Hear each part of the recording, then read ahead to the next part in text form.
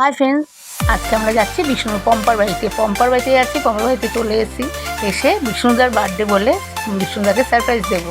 এই আমরা বাইকে চলে এসে যে বর্ণালী, সুধা টুধা, টুকু সবাই এসে এখন ছোটুর গাড়িতে ছোটুর গাড়িতে আমার মেয়ে, টুকুর মেয়ে, সুধার ছেলে সবাই রয়েছে, ছোটুর বউ রয়েছে, ছোটুর দুই ছেলেও রয়েছে, আর মনার মেয়েও রয়েছে। এইদিকে দেখো, এদিকে সব চলে এসেছি, এখানে সবাই একসাথে জমায়েত হয়েছি।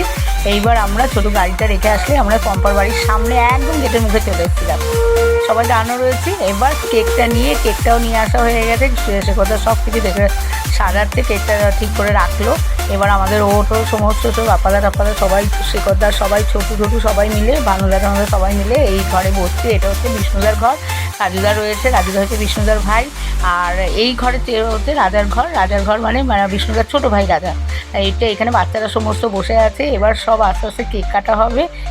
সবাই বাচ্চারাও খুব আনন্দিত, আর বিষ্ণুদা তো খুবই খুশি, দেখেই বুঝতে পারছো। আর কেকটা এখানে সাজানো হয়ে গেছে। এখন বিষ্ণুদা লাইট চয়েস করতে, কোন লাইটটা, সবাই বলছে এই লাইটটা জ্বালাও, এই লাইটটা জ্বালাও। তারা লাইট সিলেকশন হচ্ছে যে কোন লাইটটা জ্বালালে বার্থডে কেকটা কাটার সময় ভালো লাগবে। এই সে কথা বাচ্চাগুলোকে ডাকতে চলে গেছে, বাচ্চাগুলো চলে এসছে সব।